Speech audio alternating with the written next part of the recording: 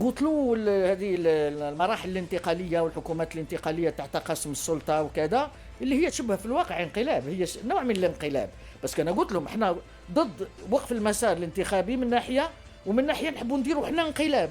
انا ما نقبلش نمشي في انقلاب واحد اخر وان كان عنده زي مدني ابدا.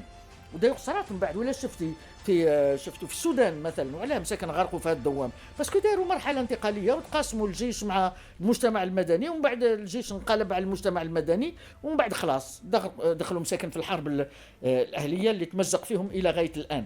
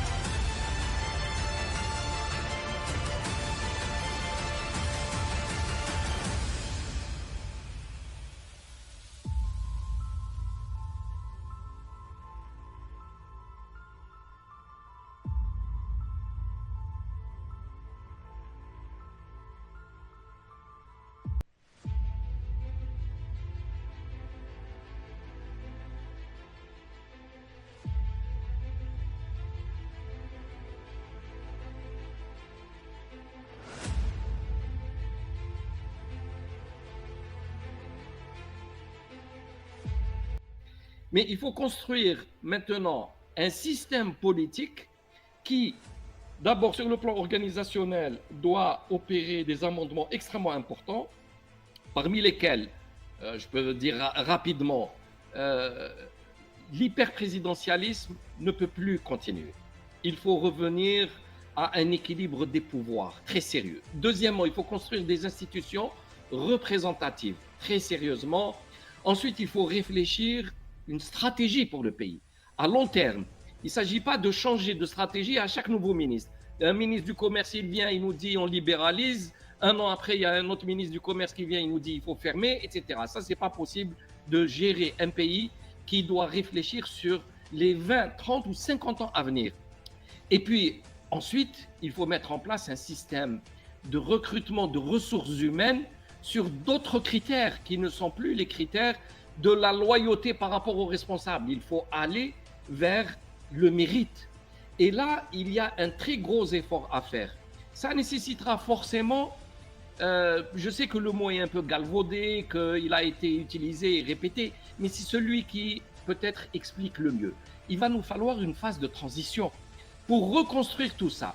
Mais une phase de transition qui soit le moment d'un grand débat national.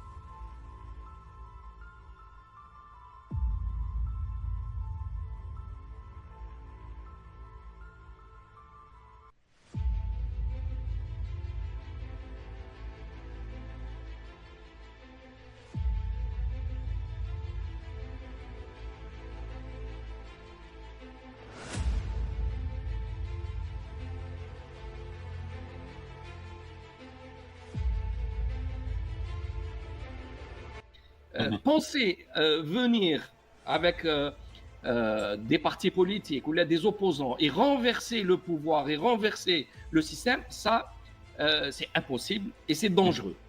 Maintenant, le pouvoir lui-même, l'État, pas simplement un président ou un gouvernement. Cet État-là doit prendre cette conscience-là, doit prendre conscience que ce changement est absolument vital pour le pays et il doit mettre des ponts avec l'ensemble de la société politique. C'est là où je dis, à nous, en tant que société politique, de préparer, de savoir où aller, d'avoir une vision politique, de s'entendre sur cela et de sortir de la guerre des égos et de pouvoir convaincre ce qui construit, ce qui constitue l'État pour que les changements se fassent de façon souple, mais qu'elles se fassent de façon significative. Il ne s'agit pas de rabibocher ou de rapiécer ou d'apporter. C'est fini. Là, le pays ne supportera pas une énième prolongation d'un système qui a dit son dernier mot. Donc, mais est-ce que le pouvoir actuel, M. Djilali, est-ce qu'il peut organiser ce processus? Est-ce qu'il peut le mener? Le pouvoir, si vous pensez aux dirigeants actuels politiques, je ne pense pas qu'ils soient dans cet état d'esprit. Maintenant, est-ce que la deuxième, la troisième, la quatrième ligne, c'est-à-dire les gens qui font fonctionner l'État, est-ce qu'ils ont conscience que le changement doit venir? À mon avis, oui. Et c'est pour ça que je dis, le changement générationnel doit nous aider à aller vers une convergence. Maintenant, tous les gens qui n'en pensent pas moins, mais qui ne le disent pas, qui ne contactent pas, qui ne parlent pas, mais je sais que si l'occasion est là, ils seraient eux aussi heureux d'être soulagés. Et je pense que c'est dans toutes les institutions, ils ont aussi besoin de ce changement-là. Maintenant, il faut le préparer. Il faut que